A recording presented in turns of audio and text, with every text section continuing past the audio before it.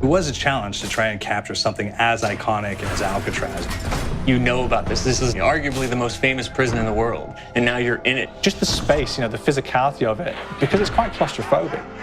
When modern-day prisons are designed, they really consider not intimidating people or making the spaces, as least stressful as possible. Well, Alcatraz didn't suffer from those restrictions. They did the research, they went out, studied Alcatraz, not just from books or internet. They were actually there to feel the environment, so it really sets a mood that gets you a little spooked.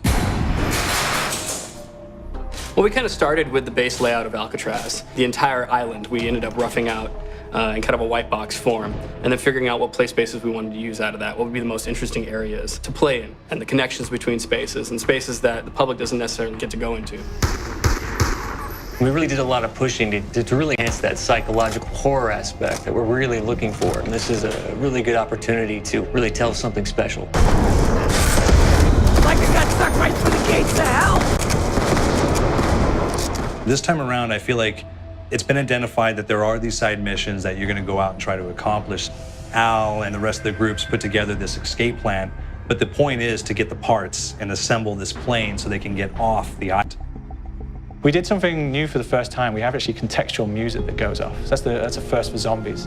And it's all based around this horror thriller aspect. Every location will have a specific stinger that you hear when you find it, when you discover it, when you start unraveling the story, we start building on the music that you're hearing, and it's really enhancing that experience and going along with it in parallel.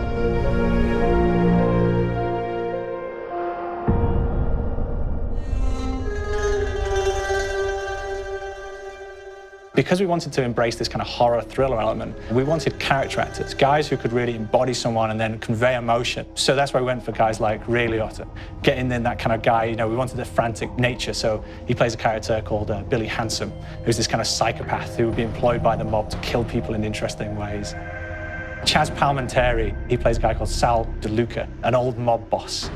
Michael Madsen playing Finn O'Leary. He's kind of worked himself from the floor, from the streets. He's got his hands dirty in the blood and the guts a couple of times.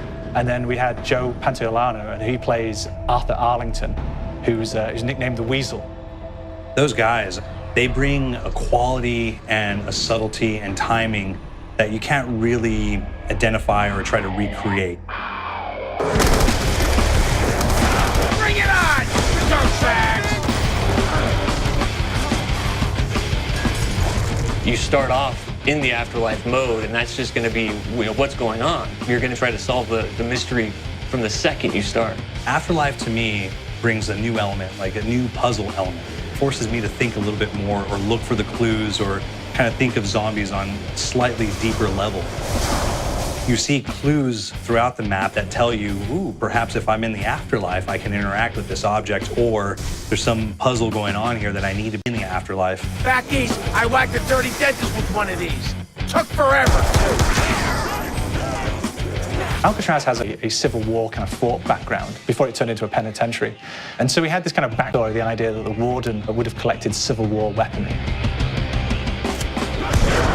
One of them is blundergat. It's a fictional weapon, but the idea of the combination between a blunderbuss and a Gatling gun. And possibly, there might be a way of upgrading it to a more fantastical weapon that the players may find. You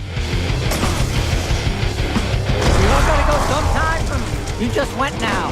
There's one main zombie, one big zombie that's going to come through and wreak havoc on your life. He'll lock down the perk machine, he'll close down the box, so you have to pay to get that open again. So you don't want him to interfere with your process. Now's a good time to pick a fight.